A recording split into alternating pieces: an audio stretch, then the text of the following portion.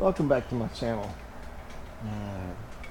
Got over the algae spell, the pool's back to normal again. Getting this camper ready to travel. Not for a camping trip, but it's been purchased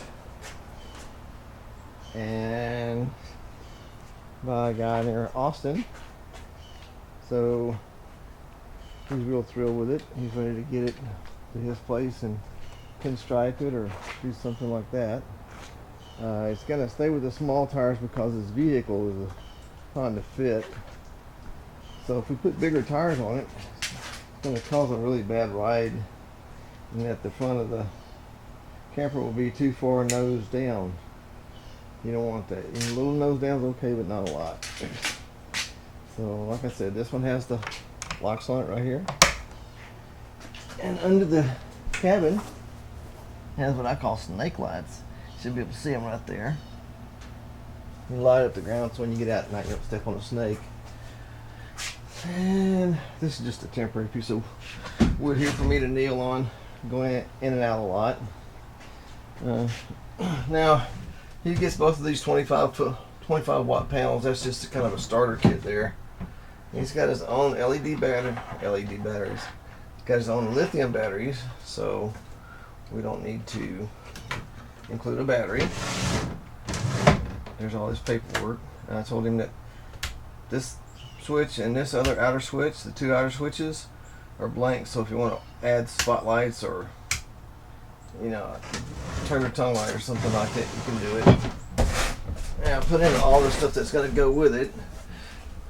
He was here. That is a towel holder. He was here checking out the Chinese diesel heater. He's going to install it himself. It's brand new out of the box. They call it a car parking heater. That's a Chinese diesel heater. And it will be awesome. That thing should be able to heat this camper in a side tent. In that box is a Jandale inverter. And of course there's his spare tire, a couple of giant beach towels. We don't use them. I told him he could have them. And this metal is to reinforce the bed here, because even though he's a very good friend of mine, he's a bigger fella, he needs reinforcement. Of course they have a MaxxAir fan and then a 5000 BTU AC, all brand new on the outside, so it wouldn't stick out like a sore thumb, but painted to match. And get this little barbecue and grill stuff here at the grocery store in the charcoal aisle, and I cut it to fit right in here.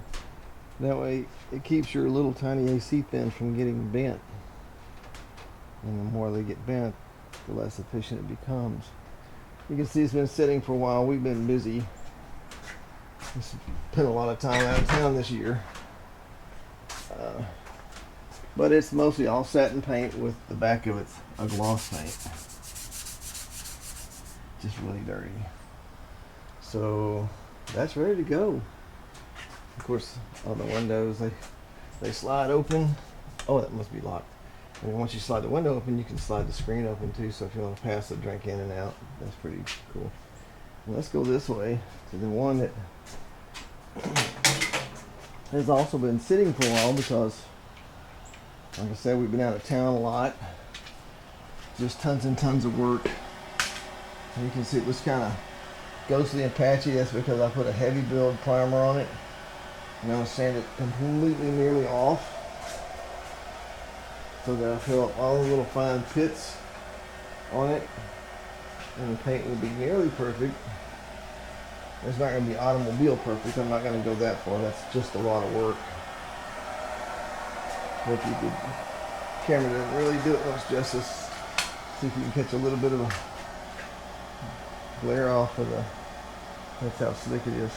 These spots where I have highlighted this, the spots where I could feel it with my hand, there's always going to be a little bit of a hump across here, because that's where the curve meets the curve. I mean, one piece stops here, another piece takes off from there, so it's always difficult to make that just disappear. So what I'm doing is there's a few little spots here where it doesn't feel right. I'm going to put some glazing compound on that, sand it out again, and the rolled back end of it is nearly perfect. So I pushed it out in the driveway the other day to sand it, and I didn't even think about it's been so long since I worked on it. All this stuff was on the countertop, not the air conditioner, but all that stuff, the fire extinguisher, that box of junk was all sitting up here. So I had it out sanding, and everything was going good till I went to roll it back in the garage and hit that little lip. When it did, the camper just stopped, but all this stuff just went across the floor. So I don't see any holes in my paper where, you know, something like this might have gone through and damaged my vinyl floor. So we're in pretty good shape. Next thing to do is, once I get it painted, get that AC in here so I can start spending time in here working.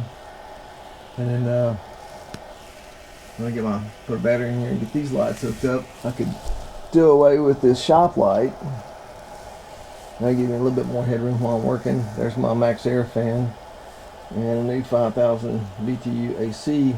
I will leave it white because the camper is going to be red like a radio flyer wagon. There's maybe a stripe down the side that says, you know, something like the 60s logo. So the camper will be all red. Wheels will be, well, there's a wheel right there, white. And of course the trailer is still going to be black, but I may paint the trailer red. I don't know yet. We'll see how it looks. So up on the top, the Max Air vent is going to be white.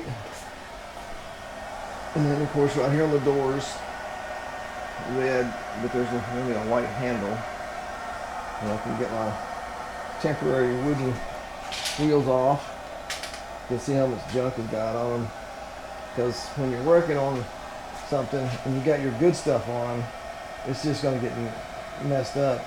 Then you got to get some lacquer thing or a goof off or something to try to get all that off the wheel and tire. So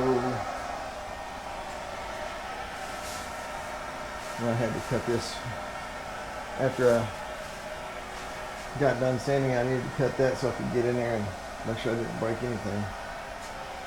That's it. This one's 6 feet wide and 11 feet long. So since both my wife and I are under 6 feet tall, one of us can sleep that way and the other one can sleep down the side. Or we can put a queen bed across the back.